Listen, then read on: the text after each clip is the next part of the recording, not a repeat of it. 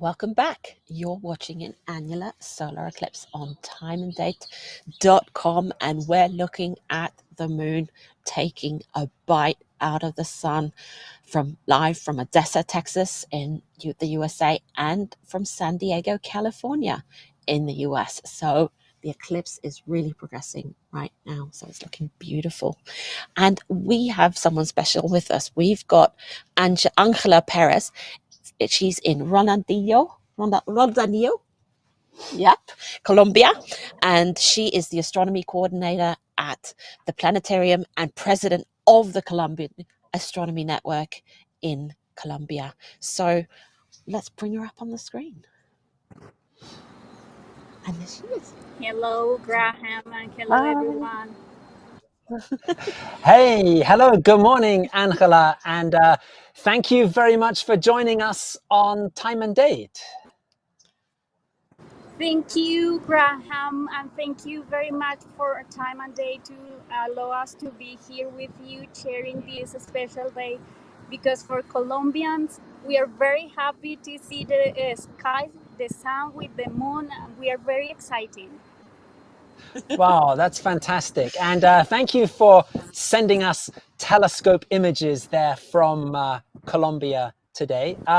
So, Angela, you are about 1 hour, 15 minutes away from the start of the partial eclipse there in Colombia. Where exactly are you today? Well, I must to tell you that I ran a lot of kilometers since Medellin to Tuluá, looking for the best place to see the eclipse. So I get between Tuluá and Buga, a very special place to see the eclipse. So I'm like in the 6 degrees latitude north, very near to the equator. So we're very happy here. Like, no, my mistake, 3 degrees above the equator line. Wow. Yeah, excellent. Okay.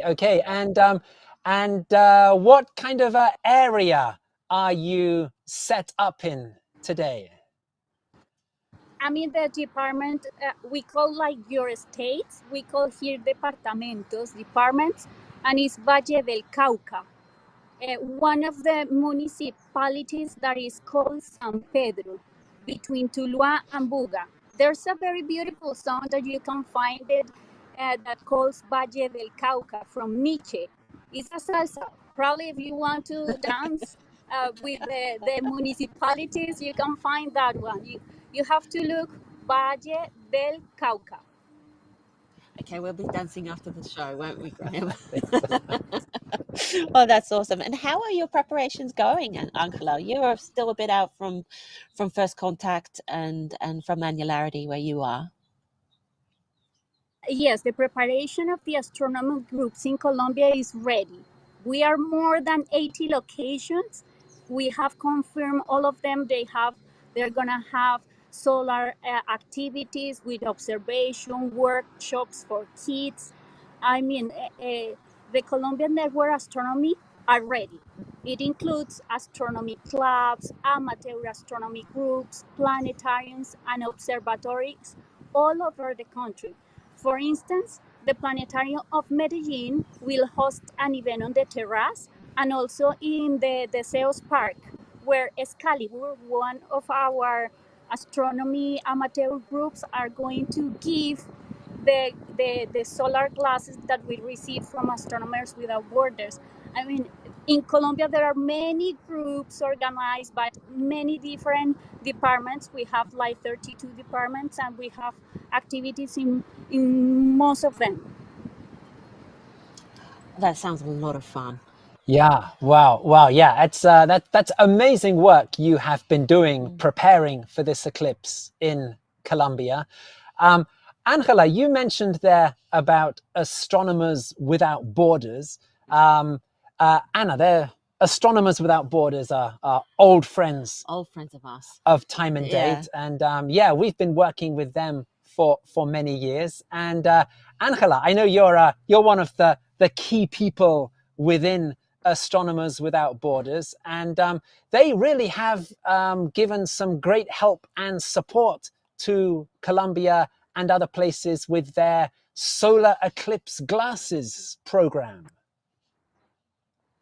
Yes, yes. Thanks to them, to Astronomers Without Borders, Sue, and all the team in Astronomers Without Borders, because in our meetings, we have one meeting each month. They told us that they can give us to some places glasses. So I organize the way to bring in to Colombia, because Astronomers Without Borders donate that. Thank you very much, because they give us 12,000 solar viewers for Colombia. So I had to organize the sponsors to do that real in Colombia, because the glasses must to travel more than 3,000 kilometers to come here. So, for instance, Nicolas Aguirre, the Office of Astronomy for Outreach, and the Minister of Science and Technology here in Colombia helped me to bring the glasses here, and then we distribute it by different places here in Colombia. 12,000 glasses are in the hands of 12, more or less 12,000 families that are going to enjoy the eclipse in the safety way with the solar viewer. So I'm really happy for that. Yeah. Yeah, that is Thanks to wonderful. That's Astronomers really Without Borders. giving so many people the opportunity to enjoy the eclipse who otherwise might not have the chance. That's wonderful stuff. And yes, Astronomers Without Borders really are doing some fantastic work. And it's worth mentioning that these Yes, glasses are yes. recycled. These glasses are from the 2017 eclipse in here in the US, and they have been vetted and cleaned and made sure that they're safe before they've been sent to Colombia. So that's pretty amazing that things are being reused as well. Absolutely, yes. And you've been working with Astronomers Without Borders in preparing people in Colombia for the eclipse as well, Angela. Yes, we prepared trying to teach them how they can make cajas, boxes for the secure observation as well, how to use the glasses, how they can, for instance, make different type of filters. Look what we did with some materials, of course, with a safe ISO filter. They can use something like that to also cover all the face. Many different activities, also where to go to see the annularity if they want to move the city from city. It was very nice. And also, because I went to Houston this year, like on March, I found there to Rachel, and with her I was talking to the eclipse, because I wanted to have a map for blind people, and NASA and Cassandra helped me to do the map for Central America and South America, and NASA give us the opportunity to have the map here in Colombia. So we also distributed that map in order to let the blind people to see the or to feel the configuration of the eclipse. And now I hope many blind people is ready to feel the sense of an eclipse. So because today is a very special day. This is the boxes Absolutely. we did. Okay. Awesome. Yeah, Awesome. that's fantastic. And well, hey, Angela, you have just over 1 hour until the partial eclipse starts with you. So we are going to let you carry on with your preparations and carry on getting ready for this. Thank you very much for taking the time to talk with us this morning, Angela. Thank you, Graham. Thank you very much. I'm really happy to meeting you, to meet all your team, the team of Time and Date. We're really happy. Anytime you want to came to Colombia, don't hesitate. I will be ready for you here to teach you our planetarium in Medellin and our country. It's amazing. Thank you so much, Angela. Now, we have been looking at pictures from Angela's pictures from Roldanillo, just above her there while we were talking to her. We're looking at beautiful pictures from Roswell, New Mexico, and from Odessa, Texas. We've got the sun being covered by the moon. Moon's really taking the chunk out of the sun right now. So take a look at timeanddate.live. There we have more information about the eclipse, about what's happening, what's coming up, about the timings. So go and have a look there, and we are going to be back here as well soon.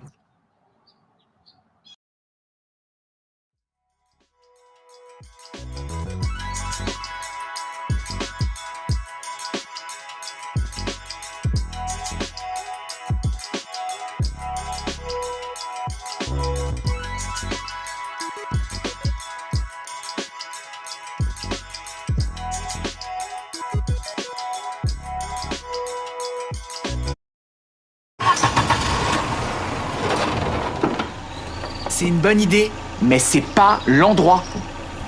C'est une bonne idée, mais c'est pas ce qui est demandé.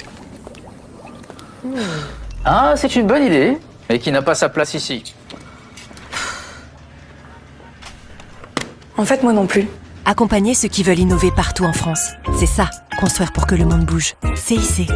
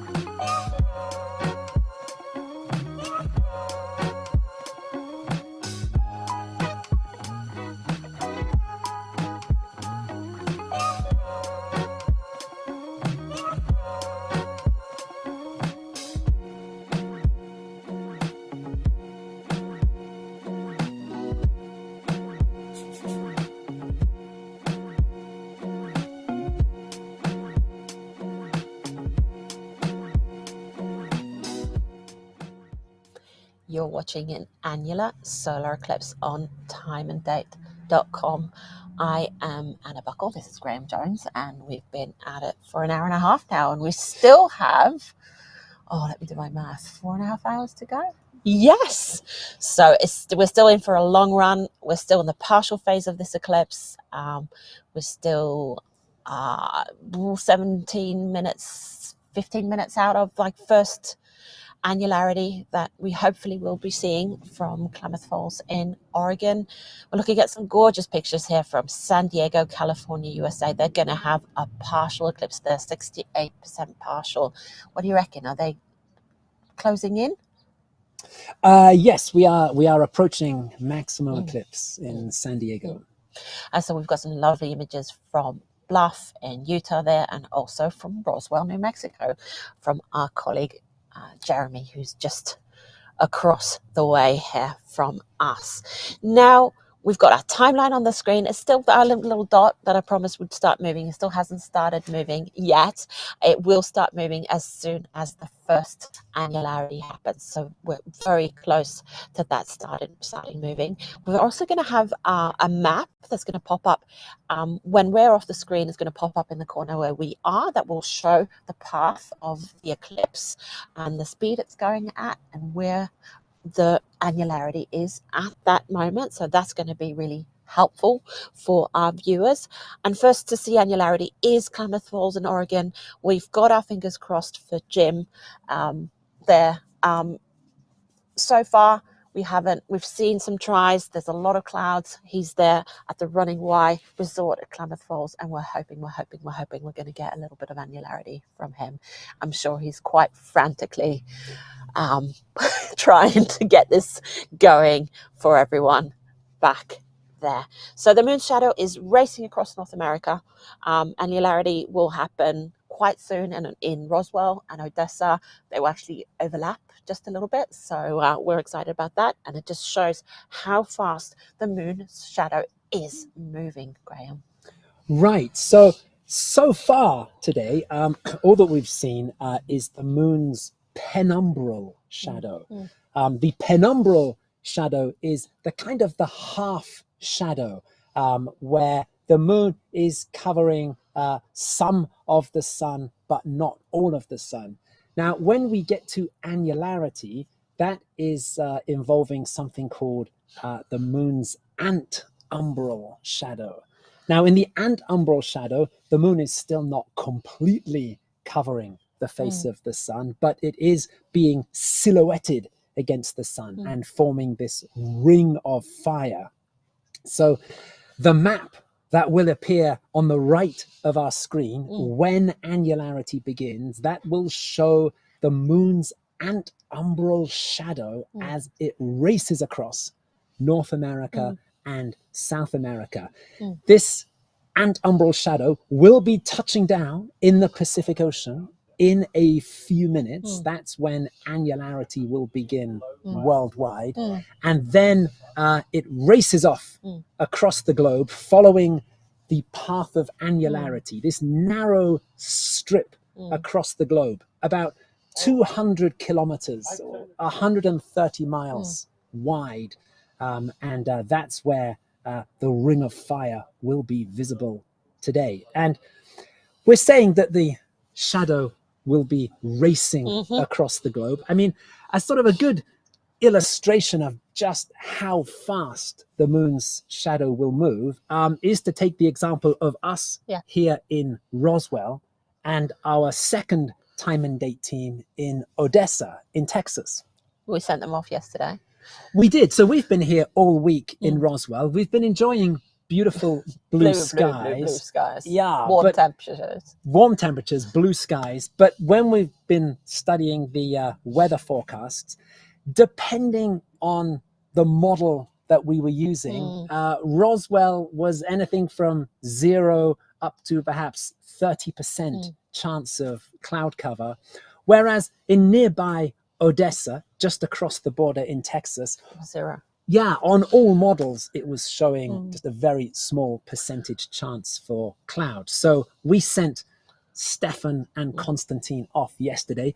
Roswell to Odessa, it was, for them, it was a 3.5 hour drive.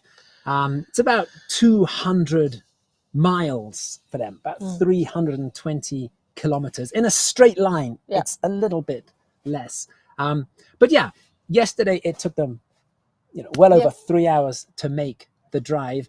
Today, the moon's shadow is going to do the same drive, but it's going to cover it in just 5 minutes. The annular eclipse will start here in Roswell at 16:38 UTC, as it says on our timeline. On so the left 30 minutes from now? 30 minutes from now, exactly. And then just 5 minutes later, the moon's antumbral shadow will reach Odessa in Texas. So yeah, the shadow is racing across the map at around about 2,000 miles per hour. That's insane. Something like 3,500 kilometers per hour. So yes, Roswell and Odessa is a good illustration of just how quick the moon's shadow is moving today. It's moving super fast, and the sun is also moving super fast. We're finally getting a little bit of sunlight glowing here on our little canopy here, and we're warming up fairly soon.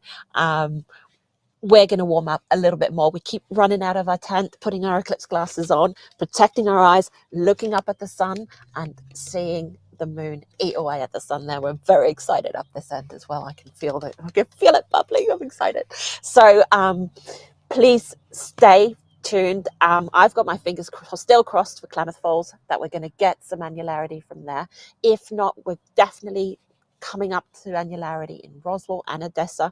The reason you can't see Odessa on that timeline is that they're so close together that we just squish the names together. So we decided to stay with Roswell. So stay tuned. And while you're waiting for us to come back, you watch timeanddate.live on there. We've got reactions to the eclipse. We've got social media. We've got stories behind the scenes.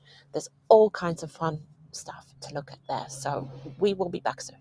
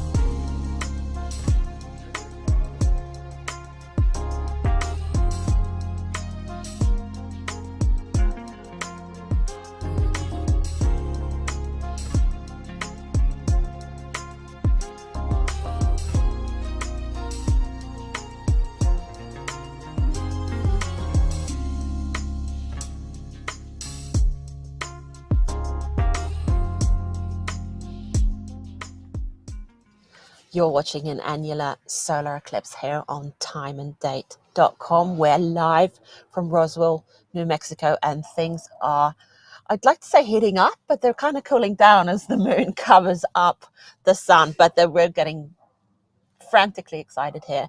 And I'm thinking they're super frantic up in Oregon in Klamath Falls, because we've been peeking behind the scenes at some images and they're struggling a bit. They're having some technical issues, but they should be able to be watching. They're probably wearing their eclipse glasses, looking at the annular eclipse, annularity, just as we're speaking here, because yes, they do. As far as we can see, they've got some clear skies to see it there, haven't they, Graham? That's right, yes. So annularity is underway in North America. We can see from our moving eclipse map, which is on the screen just above Anna and me. So on that map, we have that sort of pinky strip running across the map. That is the path of annularity, the narrow path along which people can see the ring of fire today. And we have that red dot that is slowly moving its way along that pink strip. We say slowly moving its way along. It is moving at a colossal speed. So that red dot, it touched down in the Pacific Ocean. It's raced across to the west coast. It's now making its way from Oregon into Nevada, and just above it we have our telescope feed coming in from our friends at the Exploratorium, who are based in Ely, Nevada. They're getting very close to indeed. annularity there. After that, the eclipse is moving on down into Utah, and then it'll be arriving here in New Mexico. Will be the next to see. We've got our glasses ready, but we're going to be sitting here talking you guys through it as well, so we'll see how that goes. So yes, the annular eclipse is happening in North America. It is happening, and there are some things to look for at annularity, because people are going to be out there looking at this. And what are we looking for during annularity, Graham? Well, one of the big highlights at the beginning and end of annularity is Bailey's beads. Now, people might be familiar with Bailey's beads from total solar eclipses. This is where little beads of sunlight can be seen streaming through valleys on the edge of the moon's surface. The difference between a total eclipse and an annular eclipse is that in a total eclipse, these beads can be seen on the leading edge of the moon at the start of totality as it crosses the final bit of the sun. In an annular eclipse, the beads can be seen on the trailing edge of the moon. It's the trailing edge that is the last bit to cross the edge of the sun and form this ring around the moon. So yes, that is one of the highlights to look out for at the beginning of annularity. Cool.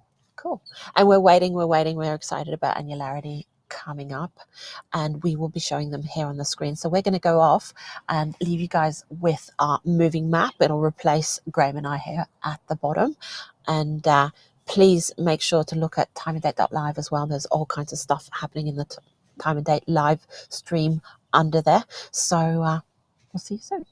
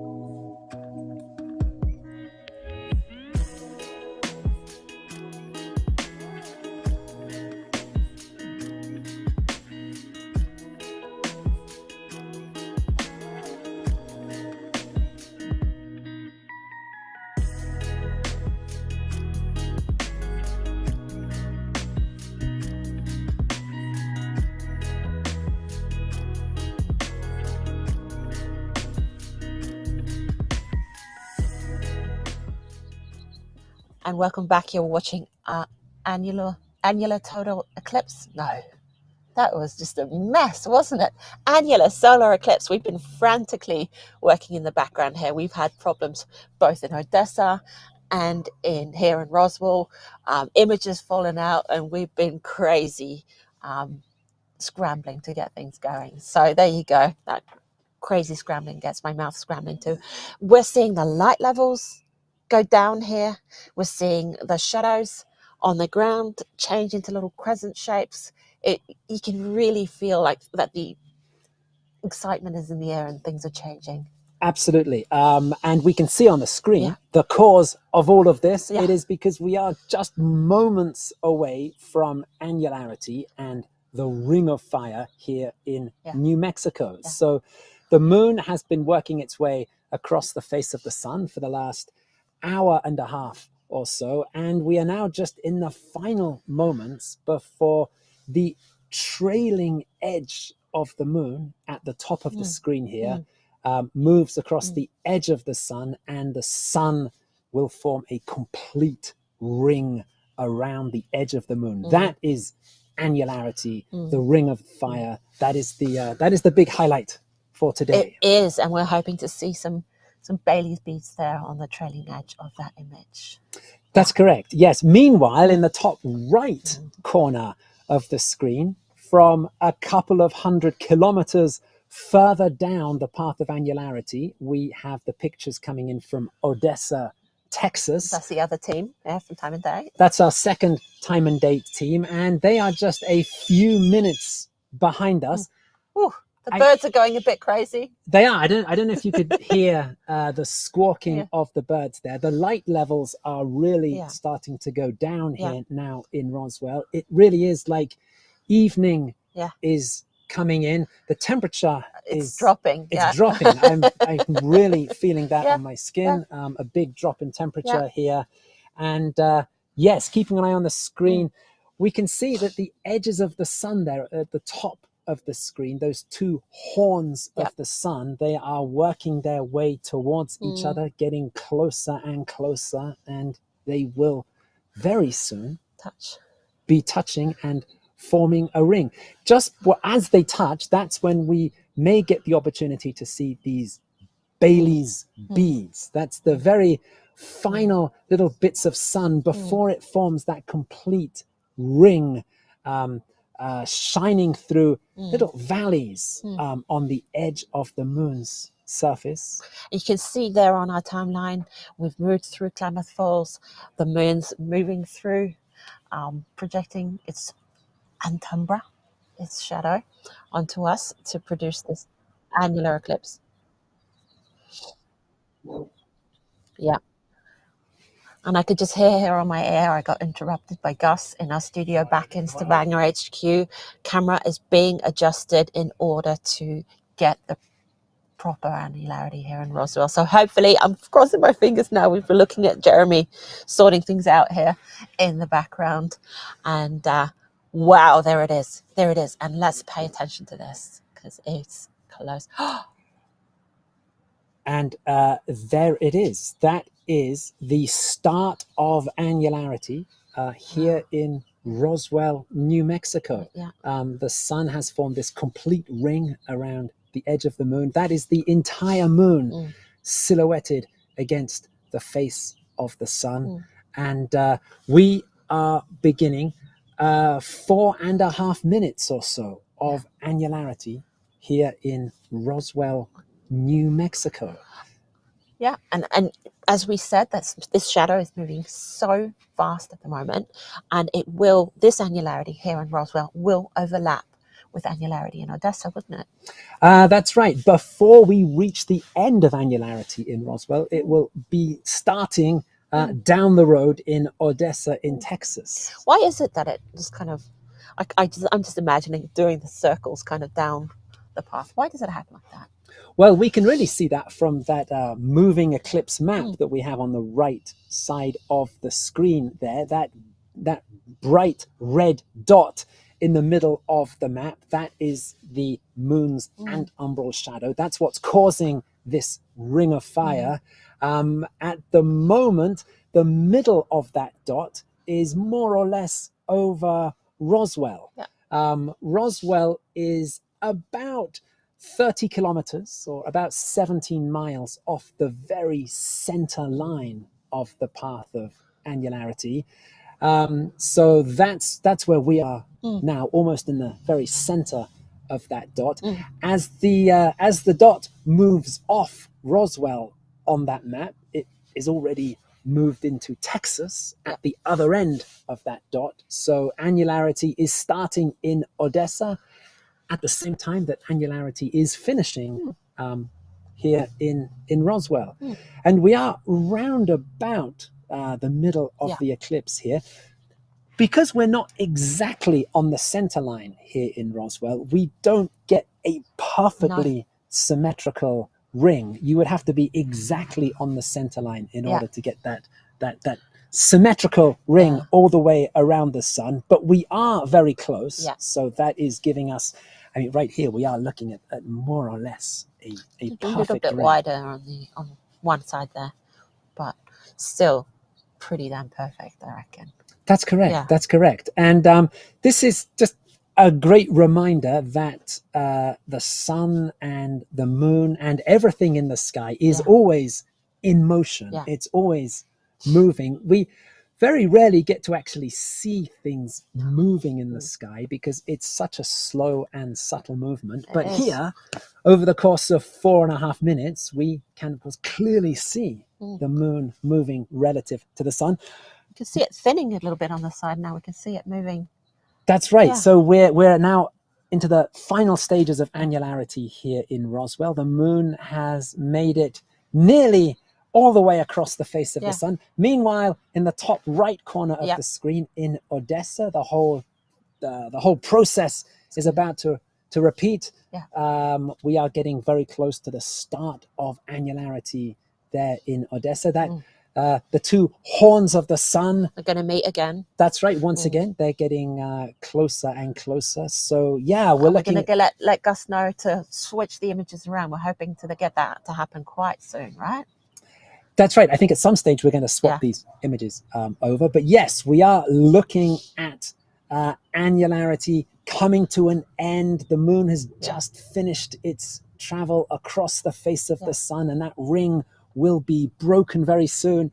Meanwhile, at the same time, in nearby Odessa, Texas, there you go. There we go. Yes, right. Things are just about to begin in Odessa, Texas, just as things are finishing in Roswell, New Mexico. There you go. And there it is. Annularity begins in Odessa, in Texas. So on that red dot on our map, Odessa is on the right side of that dot as it moves across North America, and Roswell is now just to the left of that dot as annularity ends here in Roswell. We should remember to breathe, huh? It's just surreal, and what we're actually looking at is the new moon, and that's a bit funny to think about, isn't it? Because normally we don't see the new moon. That's right. This is actually a perfect view of the new moon. As you say, Anna, it's the one moon phase that we never normally get to see because it happens when the moon is between the Earth and the sun. We are looking here at the dark side of the moon.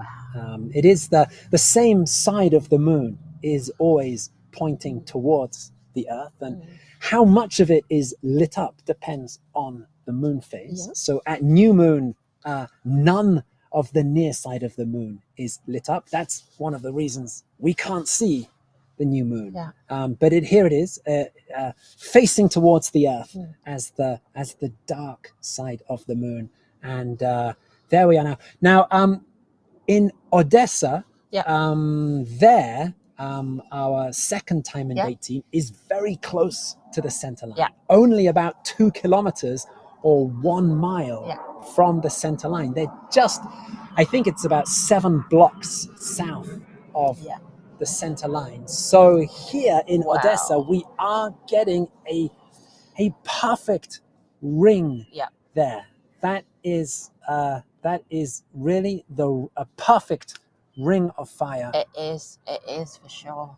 And we've got two rings. That doesn't mean there's two rings of fire in the sky in Odessa, but we have two telescopes pointed at the sun and the moon at this time, so we get two different views of it.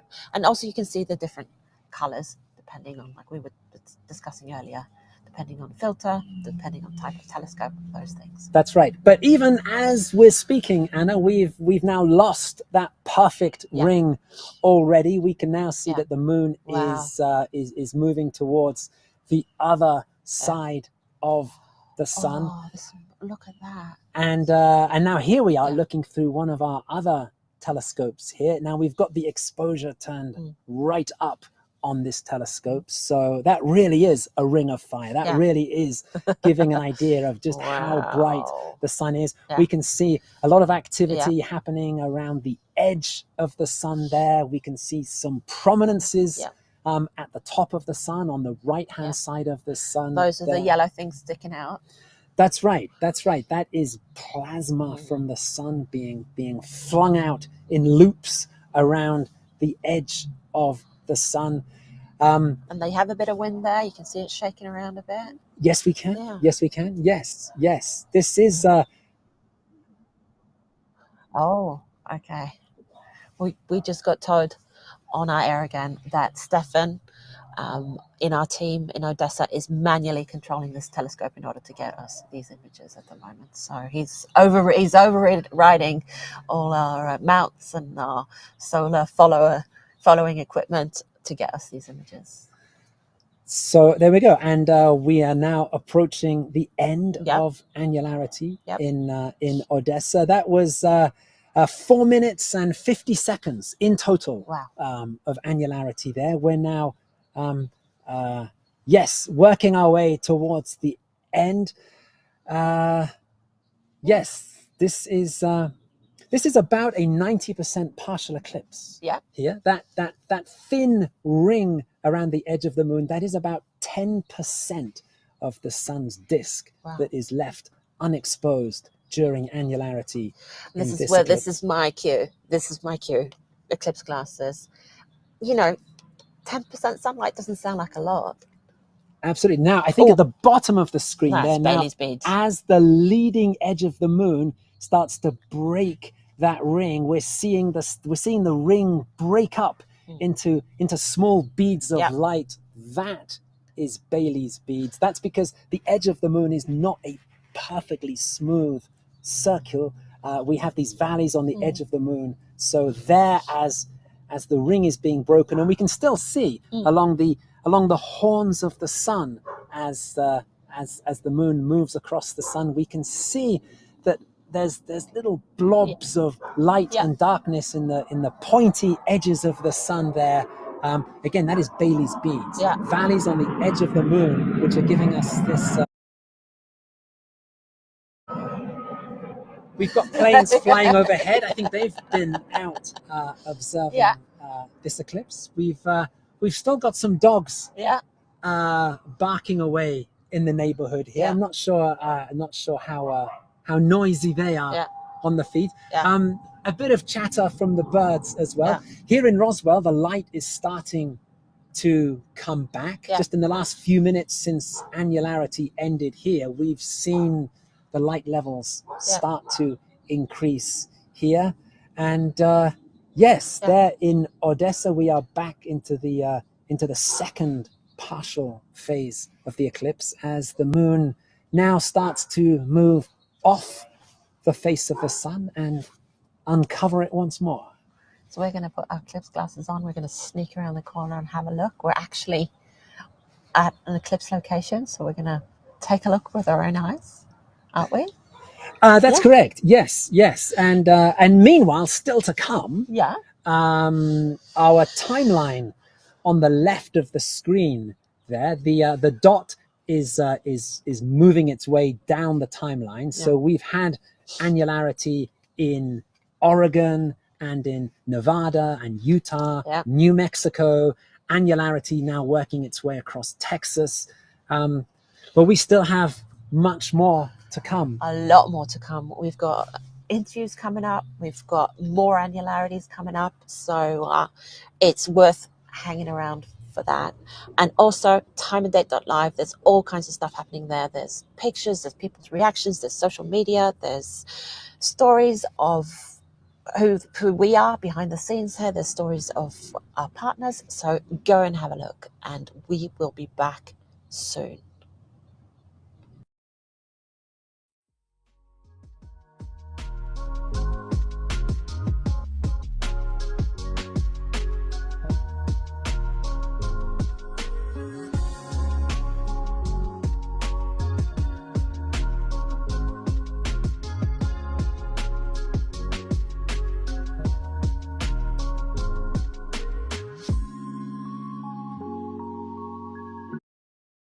The lightest tripod I think I've ever held. Build quality is amazing. El trípode casi perfecto.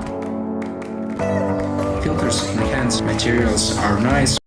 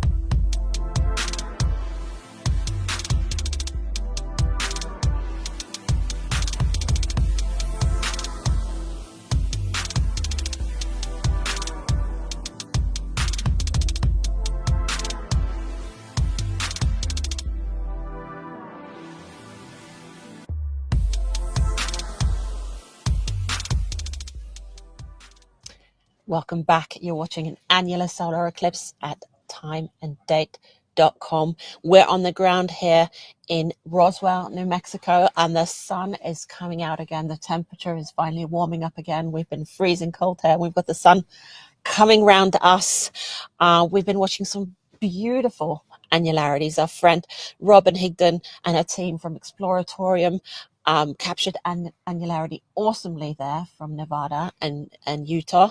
And we've also had 2 rounds of annularity up here on our big screen from our own team from Roswell, New Mexico, and then Odessa, Texas. We observed some beautiful Bailey's beads there from Odessa. Stefan adjusting his telescope so that we could capture that and some beautiful prominences.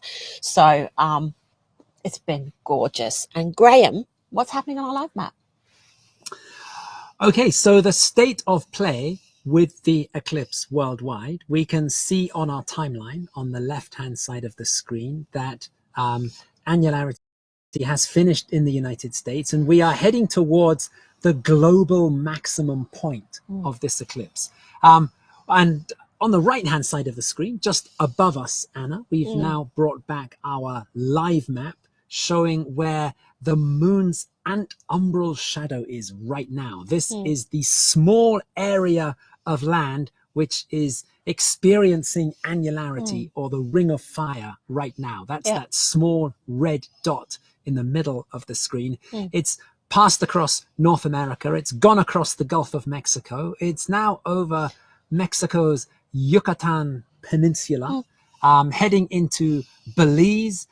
Then it will go through Honduras, Nicaragua, and out into the Caribbean Sea. That will be the global maximum point. On the map, just below the map, we do have some data there showing where annularity is happening now. We've got west and north coordinates on the left, and on the right, we have the speed of the moon's shadow. It has been slowing down. It has. When it was passing over Oregon, it was moving at a few thousand miles per hour, much quicker than it is now. As we get towards the global maximum point of the eclipse, it gets to its slowest speed. Solar eclipses, they start somewhere in the world at sunrise. They reach their maximum somewhere around midday when the sun is at its highest point in the sky, and then they end somewhere else in the world at sunset. So now the ring of fire is taking place around about midday as the eclipse passes over Central America.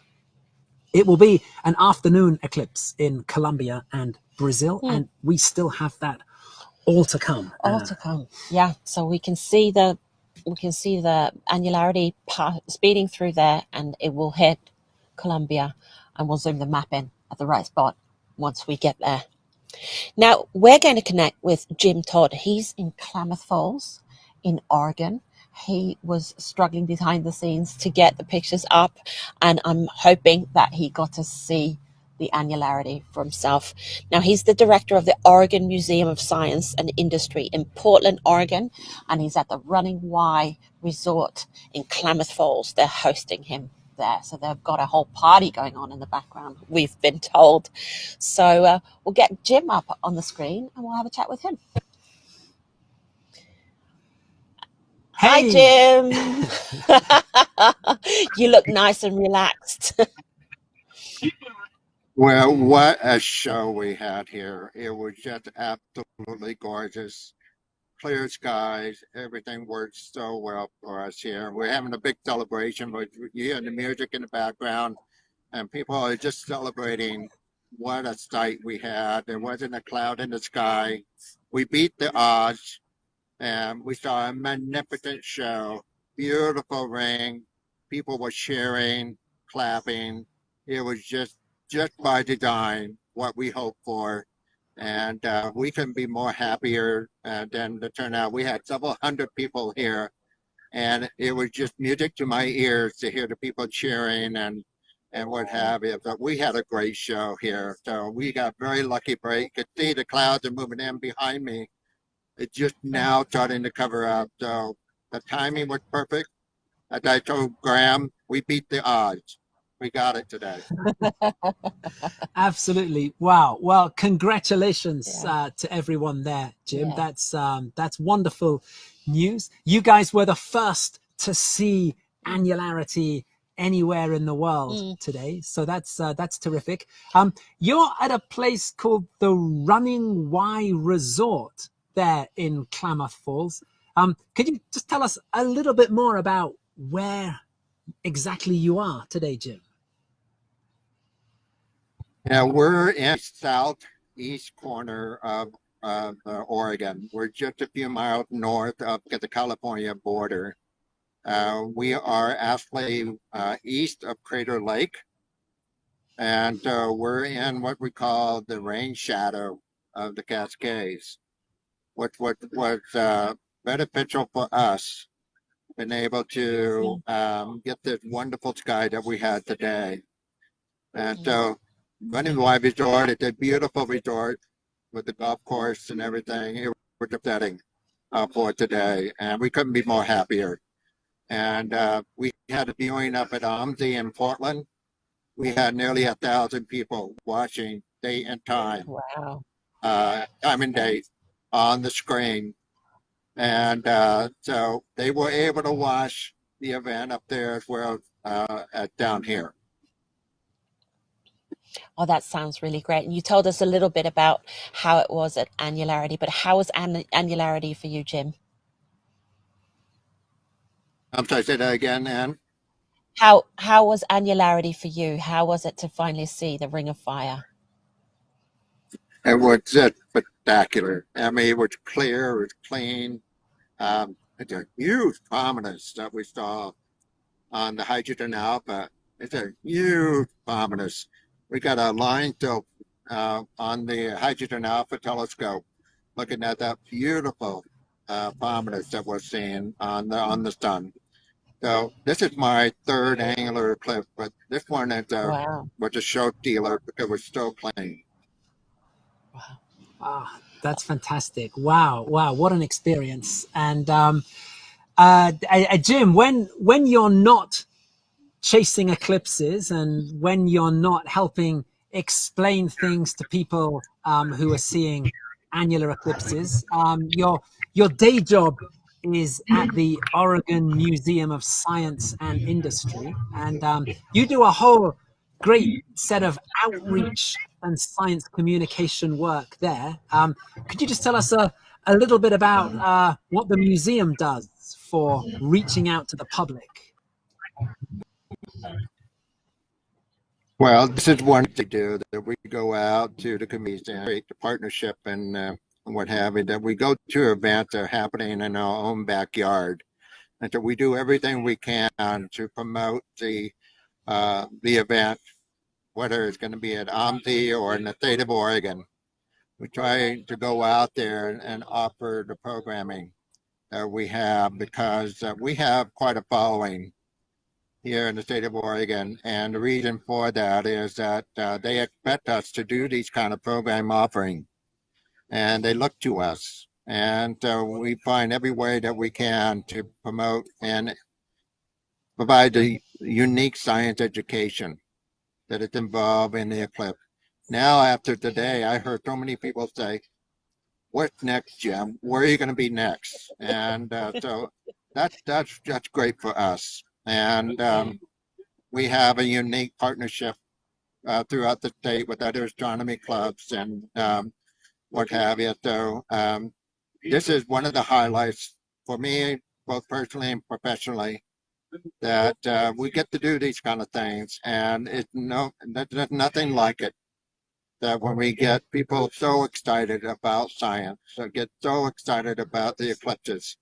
No wonder that we have millions of eclipse chasers.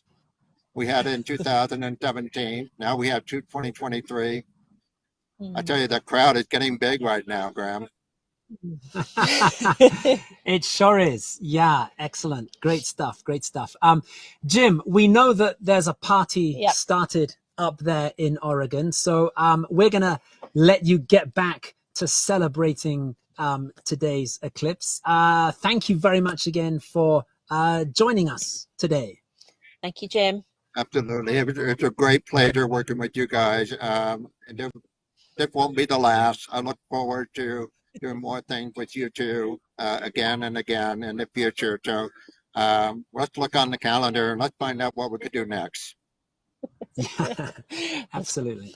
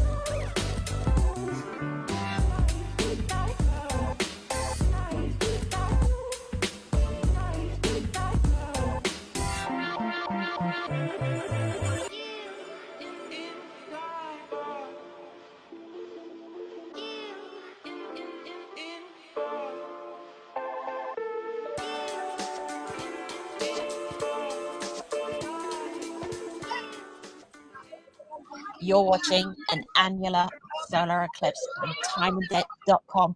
We're on the ground in Roswell, New Mexico, in the United States. And at the viewing spots around here in Roswell, I'm sure that they're getting ready to party. The eclipse is almost over, but is definitely not over here, is it, Graham?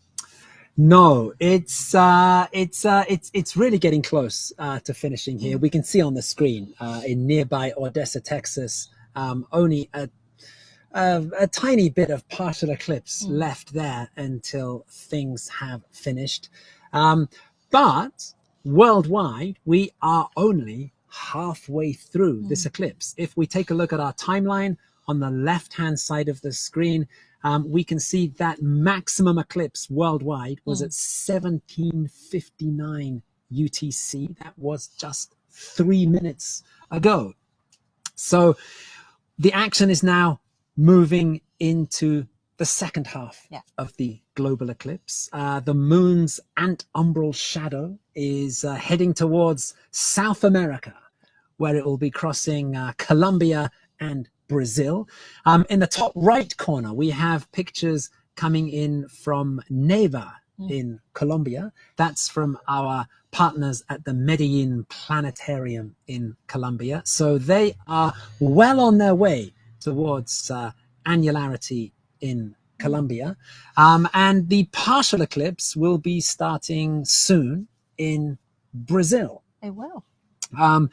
Now, in Brazil, we have pictures coming in from a number of locations. We've been very fortunate to be able to collaborate with the National Observatory in Brazil, where there's been a fantastic team of people putting together all kinds of preparations for this eclipse. And we are going to go now and have a chat with one of the key organizers of their efforts. Coming to speak to us from Carnaúba dos Dantas in Brazil, we have Ricardo Ogando. Hi there, Graham. Hi, and how are things? Great to be here. Well, things are good. Yeah. Good morning, wow. Good afternoon, and good night for now, for everyone around the world, right? Absolutely. Wow. And you're there with quite a crowd, Ricardo. Oh, yeah. People are really excited around here to watch the eclipse. We're on top of the Monte do Galo, aka the Rooster Mount. It's a very important place here. It's a place of pilgrimage. Many Catholics come here to worship Our Lady of our victories, and so it's a beautiful place with a nice view of the horizon, and people are very excited to be able to watch the eclipse today, even though it's a bit cloudy. I mean, this is pretty deserted place in Brazil, right? Pretty dry, and we are waiting for a miracle to just blow the clouds away. So where are you in Brazil, you and your colleagues today? So I'm here with Marcelo Domingues, a citizen eclipse chaser. He's from the Astronomical Club of Brasilia. And so this is just one of the places in Brazil that is watching the eclipse, right? The National Observatory, or Observatório Nacional, as we call it, managed to organize a stream of observers all over the path of the annularity, right? So we have people in Amazonas state, in cities like Tefé and Japurá. We have also people in Pará, in Canaã dos Carajás, in Piauí. It's another state. We have Picos and Floriano. We also have in Ceará, Juazeiro do Norte and Sobral. I mean, we sort of are reenacting the 1919 Sobral eclipse, right? I mean, we came all the way from Observatório Nacional. We had this sort of expedition. We had to climb the hill. I was lucky enough to get a motorcycle, to hitchhike a motorcycle up here. Cars are not allowed. but we had to carry all this equipment uphill. So we sort of reenacted the Sobral eclipse, and which was, of course, you all know about it. I mean, it was the key eclipse, along with the Prince Island, uh, to validate the general relativity of Albert Einstein, right? But so I just, and also we have as long as Sobral, also Canaúba dos Dantas here in Rio Grande do Norte. Say hello, Canaúba dos Dantas.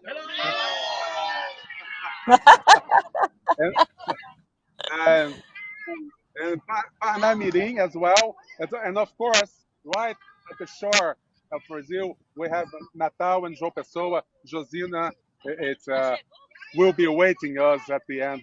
Josina, which is really the key person organizing this major effort that really took over during the pandemic to have these lives and have people broadcasting from all over Brazil to present astronomy to people all over Brazil. I mean, Josina Nascimento from the National Observatory is really the key person organizing this.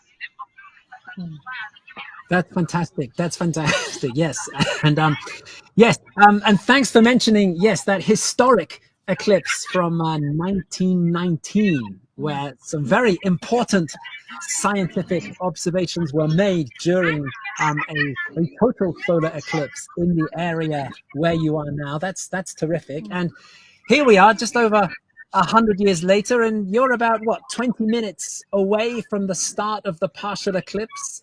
Is everybody set up and ready to go?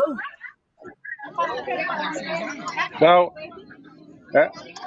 Marcelo Domingues is, as you can see right here, he's trying to set his things up. we were challenged by the going uphill. So he's starting to set up, but from other places in Brazil, the people are ready to start observe. I mean, apart from any clouds that come in front of the telescope, people around here are also eager to get the glasses, the famous glasses, and start looking into the sun safely. And you've got lots of people around you, and that's what this is all about. What kind of outreach work does the National Observatory do on a daily basis? So the National Observatory, apart from being a research institute, right, in astronomy and geophysics, and also has a historical role in set up in the legal time in Brazil, right? I mean, that's what astronomers used to do in the past, right? But now they use atomic clocks, and so apart from that, it has a grad student program in both these areas, and but also has a very strong outreach. After all, astronomy is quite dear to people, right? And so we have this programs to really involve teachers, high school teachers, and into how to observe. They can land telescopes. It's a very important program. We also have what we call astro educators to give some sort of special formation to teachers. But this one that I just mentioned before, Céu em Sua Casa, which really took over during the pandemic, are these lives, right? Where we show events. The first one was pretty awesome. The occupation by the moon, the occupation of Mars by the moon. We even used our 100 years telescope at the observatory to observe it, and was the first huge success.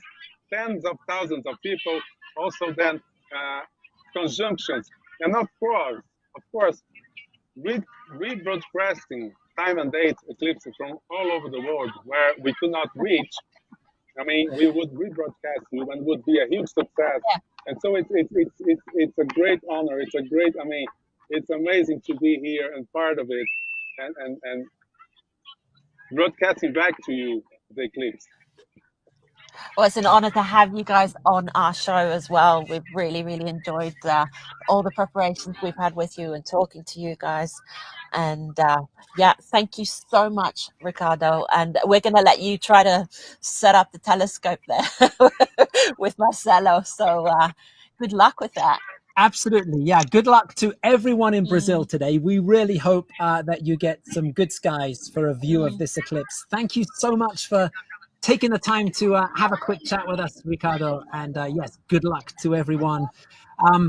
What is it? Here we are. We can see on the screen that here in the United States, things are nearly finished. So our attention is turning towards South America.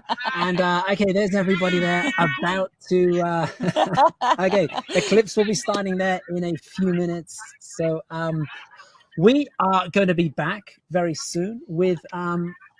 we hope a lot of eclipse action from Colombia and Brazil. So don't forget to check out all our resources, all of our updates on timeanddate.live. Don't forget to subscribe to our YouTube channel, and we will be back with you very shortly.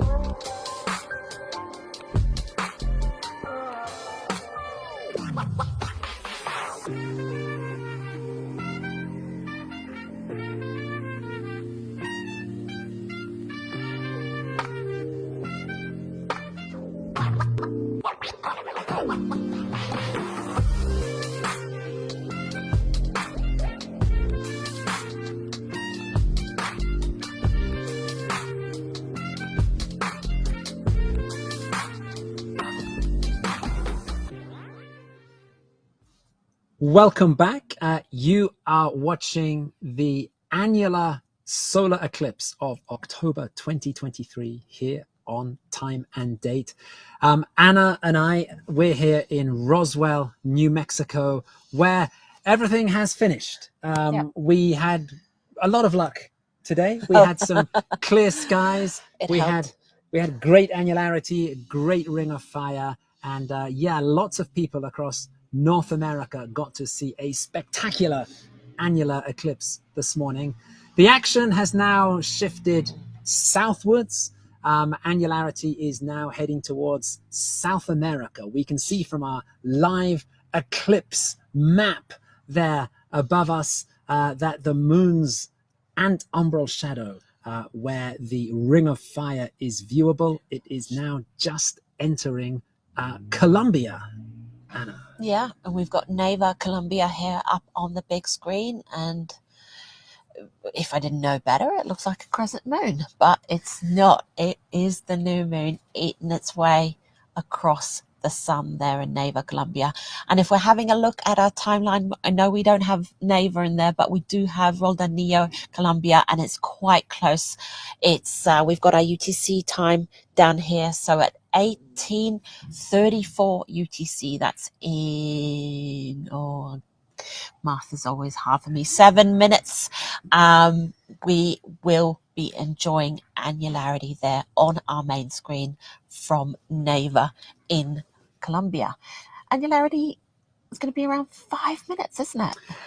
It should be just a little over 5 minutes, around 5 minutes and 5 seconds. Wow, that's a lot. Yes, that's going to be the longest annularity we see today from our locations. Two reasons for that. Firstly, Neva is quite close to the global maximum point of this eclipse. We can see from our timeline on the left that the maximum eclipse worldwide, that came about half an hour ago over the Caribbean Sea. The moon's shadow does slow down around the global maximum point of the eclipse. But the other thing that is making a big difference to Neva is that it is quite close to the center line of this eclipse. It's about 23 kilometers, about 14 miles from the center line. You put those things together and you get more than 5 minutes of annularity. You get exactly right. Exactly that. Oof, we just lost our image there. Let's hope that they can get it back.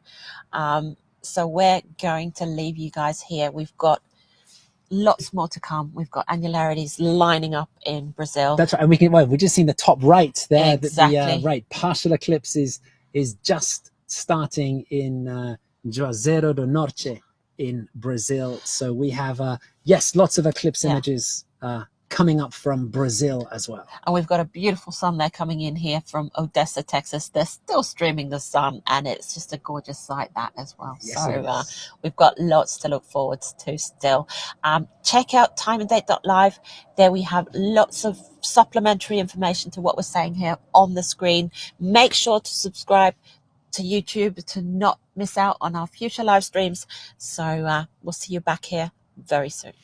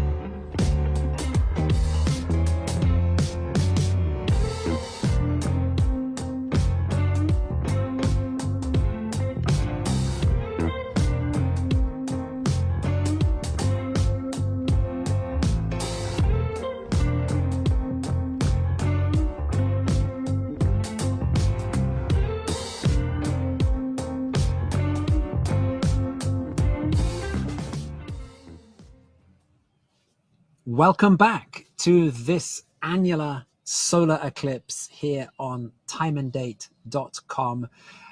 We are into the final 2 hours of our show today. The eclipse has moved into South America.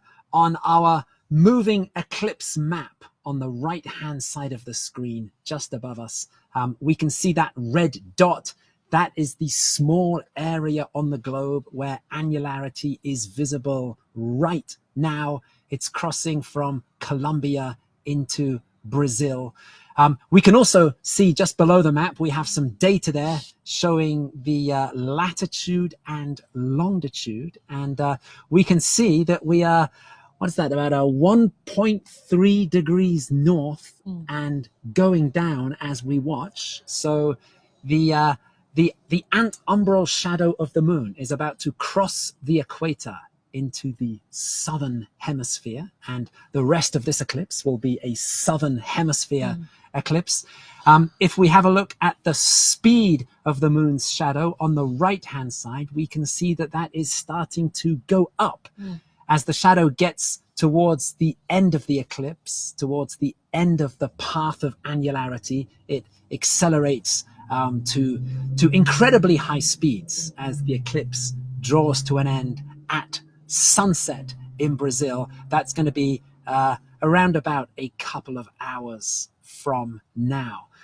Now, on our screen, we have just been looking at over 5 minutes of annularity that came to us from the city of Neiva in Brazil. And well, Anna, how was annularity in Neiva? Oh, that was intense. We were cheering on in the background here for our friend Michelle. She was working hard to bring us those images. So I was very glad that the annularity lasted 5 minutes so that she had time to get it back up again and show us that beautiful image of the moon crossing the sun. And here are Michelle's images again here from Neiva, Colombia. And wow, it's still looking awesome. It's still really looking awesome. We saw the Bailey's beads, and we just, yeah. I get a bit lost for words when it's so beautiful. Absolutely, yeah. That was a terrific sight there. We still have lots to come, lots of partial eclipse and annularity to come from Brazil.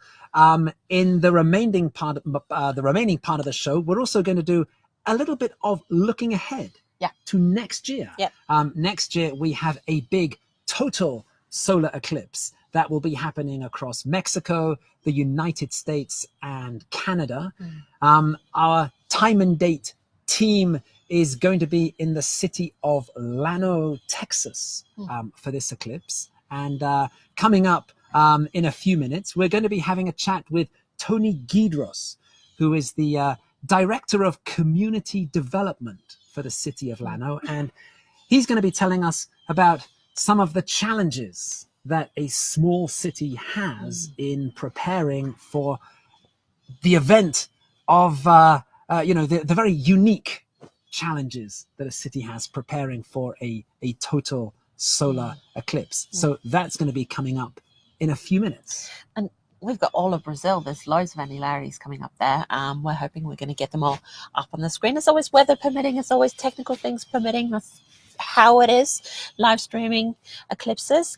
And speaking of the future, we're going to be live streaming a partial lunar eclipse in 2 weeks, not from Roswell, but from Time and Date HQ in Stavanger, Norway. So, we've got a lot to come. And all of that is described on timeanddate.live. We've got all the good stuff about our partners, about this eclipse, and also what is coming up in the next few years, weeks, all that fun stuff. So see you soon.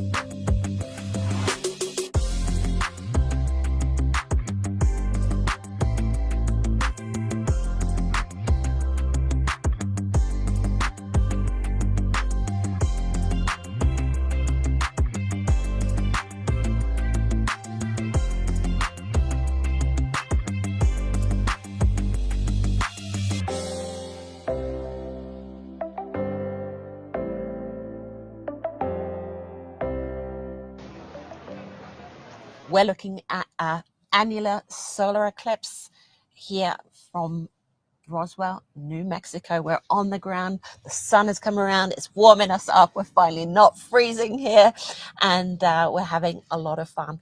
And we want to look a little bit ahead because we are going to go to Texas in April 2024 in Llano, Texas, in the US. Graham.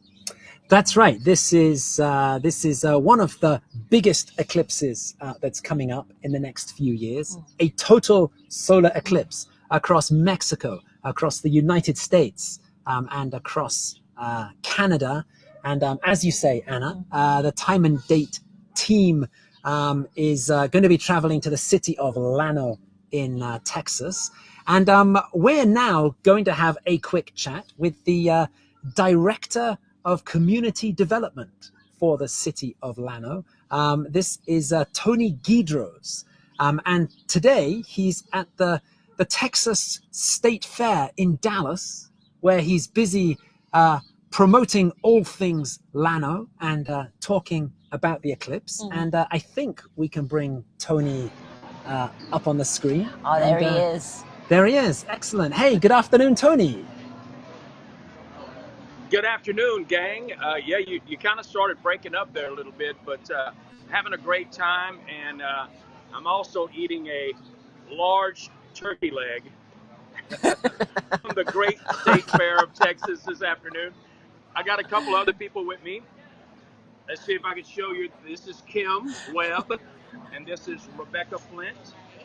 And they are some assistants of mine at the Llano Visitor Center and Chamber of Commerce. They're absolutely wonderful. They treat everyone like a cousin they hadn't seen in 5 years. They love on everyone. And we're here, yes, at the Great State Fair of Texas. It's a wonderful time. And just to let you know, we brought about 500 goodie bags with us and gave that away in around 2 hours. And in an hour and a half's time, we had given away 800 pair of eclipse glasses. Wow. That's terrific. That's great work you're doing there today. Fantastic stuff. Absolutely. And absolutely.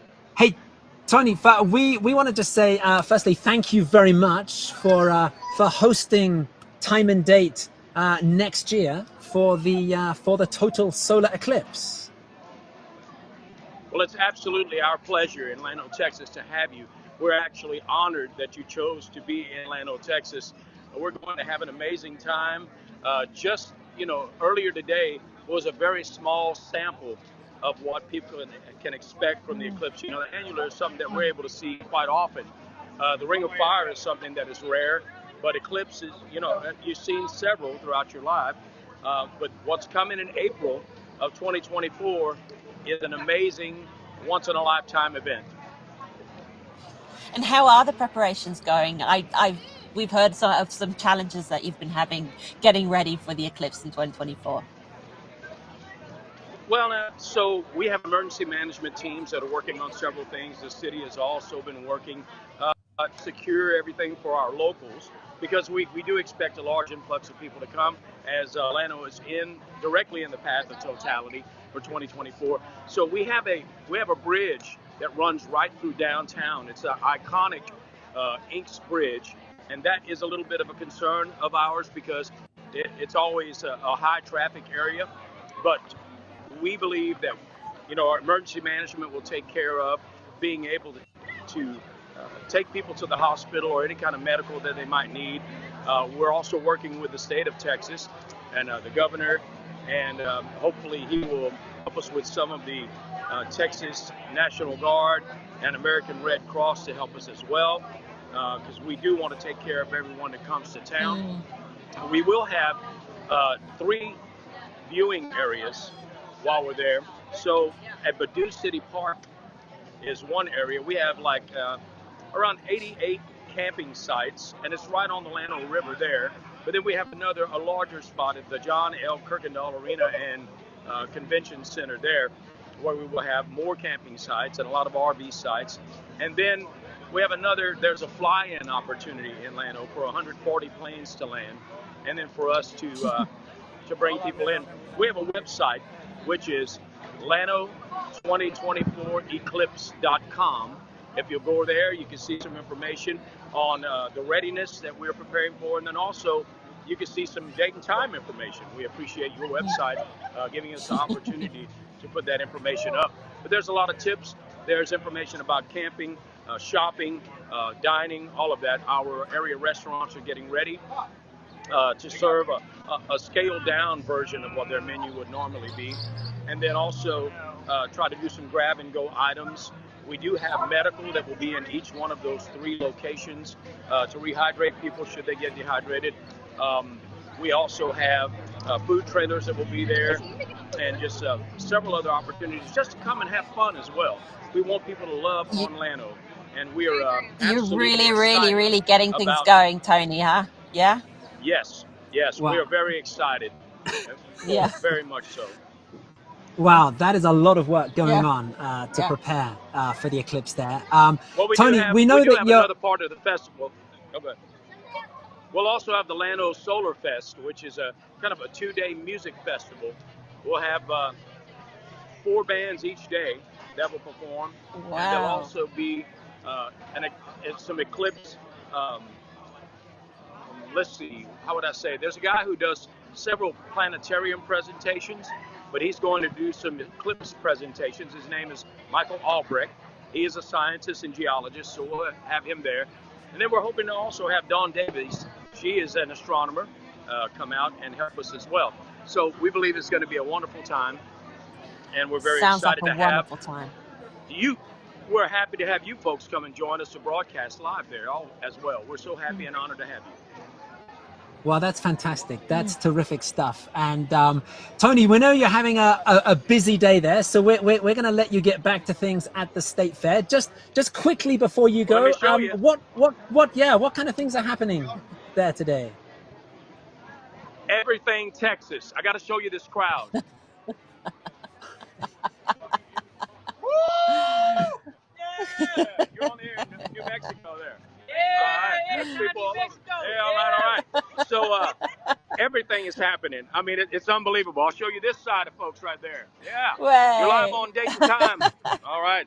So, but yeah, so everything Texas. Right now we're in the food court, and there's the giant corn dogs and turkey legs and live concerts going on every day, and there's a huge midway with a Ferris wheel and all that, and a lot of families, a lot of kids having fun, and just celebrating Texas. So that's what we do. One of the biggest states ever, so we got to play everything big in Texas, right? Like the big eclipse that's coming in April. That's right. Well, we're excited about Graham, coming and too. Thank you, Anna. Yes. And thank you, Tony. And I also have to thank Gus, who's the technical engineer that put all this together for us today. Thank you, Gus. Thank you, Tony, and we're excited about seeing you next year so much. Thank you. God bless you both. Yes. Thank you.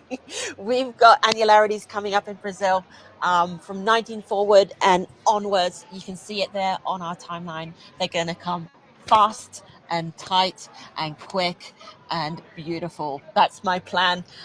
Go to timeanddate.live. There's going to be Eclipse goodness there. There's pictures, there's information, there's information about next year's eclipse. So it's going to be lots of fun. So join us soon for more Brazil.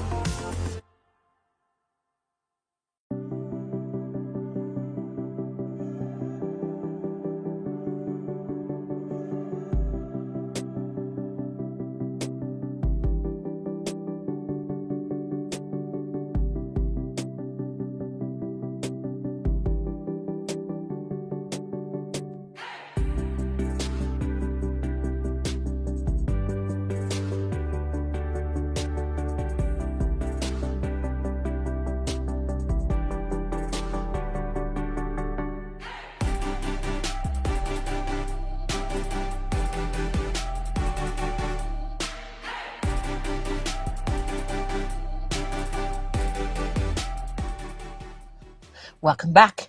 You're watching an annular solar eclipse on timeanddate.com, and we're on the ground in Roswell, New Mexico. We've been enjoying annular eclipse here, and it's over, but it is not over in Brazil. And annularities are coming up, and they're going to come thick and fast from about 1934 UTC. And why, Graham? Right. If we have a look at our moving eclipse shadow map just above us on the right-hand side of the screen, we can see, first of all, we've got our longitude and latitude information on the left-hand side there. That's showing us that the moon's shadow is now in the southern hemisphere. On the right-hand side there, we can see the speed of the moon's shadow as it moves across the globe, and we can see that that is increasing. That number is going up as we look at it. The reason it goes up is because the moon's shadow is moving across the globe, but as it gets towards the edge of the Earth's surface curves away. So the moon's shadow strikes the Earth at a much shallower angle. It's why we can see that that red dot, which is showing where annularity is happening now, when we saw it towards the middle of the eclipse near Colombia, that was a very kind of circular dot. As we now get towards the end of the eclipse, that shadow is starting to stretch out as the Earth curves away from the shadow until eventually the shadow will skim off the Earth and lift into space, and that will be the end of the annular eclipse this time round. Yeah, and we are waiting for these annularities across Brazil, and we're going to sit back and watch them come one after one. We know that some people are having clouds, some people are having difficulties, so we're going to make sure and hope and cross our fingers, like we're always doing, that we get a few of these annularities. When we were looking at the maps, our feeds just an hour ago, they were all up and running, everything was good. And now we're left with Juazeiro do Norte in Brazil, and hopefully the other ones will follow through. So go to timeanddate.live, check out what's going on there as well. It talks about what's coming up next. It talks about what's going on in Brazil, and we're going to lean back and enjoy the next 20 minutes of annularity from Brazil. So we'll see you soon.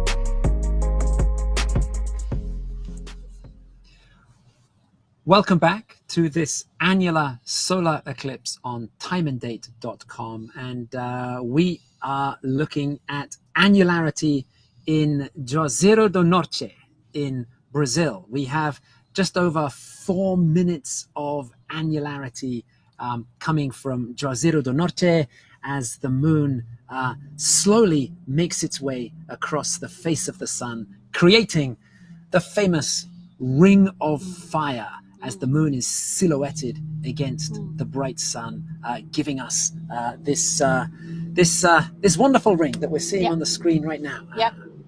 And we were lucky we had another annularity before that one. That's right. Just before this, we were looking at a beautiful annularity that came from Cana dos Carajas in Brazil. That image there, that came from the UFPA. That's a team from the Federal University of Para in Brazil, and they caught a beautiful annularity there. All these images from Brazil today are coming via the Observatorio Nacional, the National Observatory of Brazil, and they have done an amazing job lining up these teams across Brazil to capture these images. So yes, we are approaching the second half of annularity in Juazeiro do Norte. The eclipse is almost finishing worldwide, Anna. We can also see on our live eclipse map on the right. Looking funky. It is. It is. The moon's shadow, that red area, which earlier in the eclipse was a very neat circle. It's now stretched out. Half of that umbral shadow is now in space. It's kind of skimming off the edge of the Earth. It's moving at a very high speed. We can see it's accelerating. It's around 7,500 kilometers per hour, 4,500 miles per hour. Those numbers are going up as we watch, as the moon's shadow slides off the edge of the curved Earth and heads off into space. And yes, annularity coming to an end in Juazeiro do Norte, and the ring is almost broken. I think it is broken now, Anna. And so that is the end of annularity there. And we do see the sun come in and out of view there or sometimes on our screen, and that's because they're working really hard to align those telescopes all the time, making sure that the sun stays in the frame, because it's quite difficult to adjust your telescope when the sun's almost completely covered by the moon. That's right. I mean, we can see here that the moon is moving relative to the sun. That's one of the great things about these eclipses, that we can see that movement. But of course, what we can't see here is that the sun and the moon are themselves in motion across the sky. And keeping track of them is quite difficult, especially when there's very little sun for telescopes to latch onto and track. So yes, tracking eclipses around annularity is a difficult job. Yeah, so you guys saw us taking them on and off, trying to kind of make sure that we were showing that beautiful annularity. And the same was with Neva. One of our highlights of this eclipse show, I reckon, was 5 minutes and more, 5 minutes, 5 seconds of annularity from Neva in Colombia. And that was provided by Michelle Mora. And she is one of our contacts in Colombia. And we're going to be talking to her very soon. So we're going to be back soon. Go and have a look on timeanddate.live and find more information about all our friends, all our partners, all the fun stuff, the pictures, the stories, everything is there. And we will be back with Michelle in a few minutes.